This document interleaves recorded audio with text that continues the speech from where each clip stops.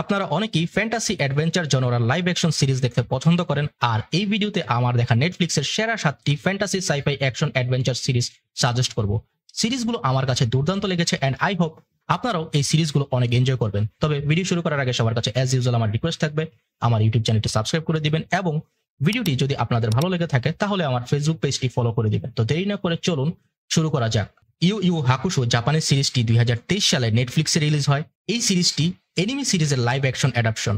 সিরিজটিতে দুর্ঘটনায় মারা যাওয়া এক যুবককে আফটার ডেথ লাইফে অফার করা হয় যে সে যদি পৃথিবীতে সুপার ন্যাচারাল কেসগুলো নিয়ে কাজ করে তবে তাকে বেশ কিছু সুপার পাওয়ার সহ আবারও জীবিত করে দেওয়া হবে।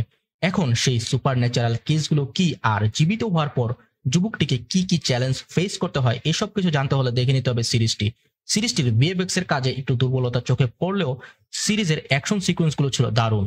এরপরই সাজেস্ট করব 2020 সালে নেটফ্লিক্সে রিলিজ হওয়া Korean super natural drama series sweet home. এই সিরিজটি কোনো এনিমি সিরিজের অ্যাডাপশন না। সুপার ন্যাচারাল ড্রামা সিরিজটিতে হঠাৎ করেই এক অজানা ভাইরাসের কারণে মানুষ অদ্ভুত ক্রিয়েচার্স বা মনস্টারে পরিণত হতে থাকে।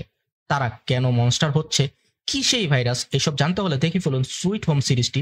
এটি এমন একটি সিরিজ যেটায় ভরপুর ড্রামা, ভায়োলেন্স এবং হরর সিকোয়েন্স পাবেন। সিরিজটির এখন পর্যন্ত 2টো সিজন বের হয়েছে। এরপর সাজেস্ট করব 2023 সালে মুক্তি পাওয়া South Korean historical drama suspense series Gyeongseong creatures. সিরিজটির প্লট 1945 সালে সেট করা হয়েছে। জিয়ং সিয়ং মূলত একটি কোরিয়ান জায়গার নাম। এই জায়গাটিতে জাপানিজরা অবৈধভাবে দখল করে রেখেছে। সেই জায়গায় এক পন শপের মালিক তার মাকে খুঁজতে গিয়ে খুঁজে পায় অদ্ভুত এক ক্রিয়েচার্সকে। এখন কে এই ক্রিয়েচার, এখানে কেন এসেছে, এর রহস্য কি, এসব কিছু জানতে হলে দেখে ফেলুন দারুণ এই সিরিজটি। এরপর সাজেস্ট করব American fantasy action adventure series Avatar the last Airbender. Live action এই সিরিজটি একই নামের এনিমি সিরিজ থেকে অ্যাডপ্ট করা হয়েছে। সিরিজটিতে দেখা যায় একটি ফিকশনাল ওয়ার্ল্ডে মানবজাতি 4টি এলিমেন্টের উপর বেস করে বিভক্ত হয়ে গিয়েছে। এই 4টি এলিমেন্ট হলো আগুন, পানি, বাতাস ও মাটি। বিভিন্ন কারণে আগুনের যে জাতি অর্থাৎ ফায়ার নেশন অন্য নেশনদের সাথে যুদ্ধে জড়িয়ে পড়ে। এই যুদ্ধ থেকে মানুষকে বাঁচাতে এবং এই 4 এলিমেন্টকে সমতায় রাখার জন্য একজন অ্যাভাটারের উদয় হয়, যিনি এই 4 এলিমেন্টের শক্তি কন্ট্রোল করতে পারে। কিন্তু এই অ্যাভাটার যদি একজন নাবালক বাচ্চা হয় যার যুদ্ধের কোনো প্রশিক্ষণই নেই, সে কিভাবে এই পৃথিবী বাঁচাবে? এসব কিছু জানতে হলে দেখে ফেলো দারুণ এই সিরিজটি। এনিমি জগতের অন্যতম সেরা এনিমি সিরিজ হলো ওয়ান পিস, আর জাপানিজ মাঙ্গা ওয়ান পিস থেকে অ্যাডপ্ট করা হয়েছে 2023 সালে নেটফ্লিক্সে রিলিজ হওয়া American live action series one piece. পুরো সিরিজটিতে লুফি ও তার দলের দুঃসাহসিক সমুদ্র অভিযান এবং অ্যাডভেঞ্চারাস মোমেন্টস দিয়ে ভরপুর। এনিমি দেখা না থাকলেও সমস্যা নেই, লাইভ অ্যাকশন ওয়ান পিস সিরিজটি দেখে ফেলুন অ্যান্ড মার্ক মাই ওয়ার্ড, আপনি অনেক এনজয় করবেন সিরিজটি। এরপরই সাজেস্ট করব জাপানিজ মাঙ্গা থেকে adapted live action scifi thriller series Alice in the borderland.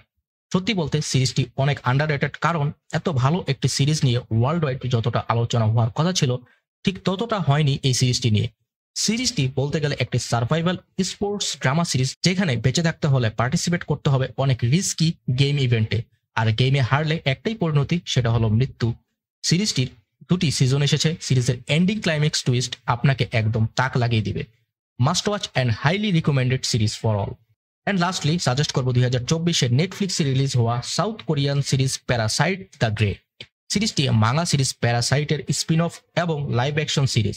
সিরিজটিতে দেখা যায় হঠাৎ করে পৃথিবীতে এক ধরনের প্যারাসিস্টিক ক্রিয়েচার্সদের আবির্ভাব ঘটে এবং তারা মানুষকে কন্ট্রোল করে তাদের ফেস বিকৃত করে ফেলে এবং সেই বিকৃত ফেসকে ওয়েপন হিসেবে ইউজ করে। এই সুপার ন্যাচারাল প্যারাসাইট যখন মানুষ খুন এবং কন্ট্রোল করতে শুরু করে তখন তাদের আটকানোর জন্য একটি দল গঠন করা হয় যার নাম দ্য গ্রেট। এখন এই প্যারাসাইটস কারা, কেন পৃথিবীতে হামলা করেছে, এই সব কিছু জানতে হলে দেখে ফেলুন দুর্দান্ত এই সিরিজটি। সিরিজটির একটি স্পেশাল দিক হলো সিরিজটির ব্যতিক্রমধর্মী অ্যাকশন সিকোয়েন্স। দুর্দান্ত এনজয়েবল এই সিরিজটি must watch and highly recommended. এই সিরিজগুলো থেকে আপনি কয়টি দেখেছেন বা পরবর্তীতে দেখবেন, বা দেখে থাকলে আপনার কেমন লেগেছে কমেন্টসে জানিয়ে দিন। আবারও ফিরে আসবো নতুন কোনো মুভি অথবা টিভি সিরিজের সাজেশন নিয়ে। টিল দেন সবাই ভালো থাকুন, মুভি দেখুন, টিভি সিরিজ দেখুন। Happy watching.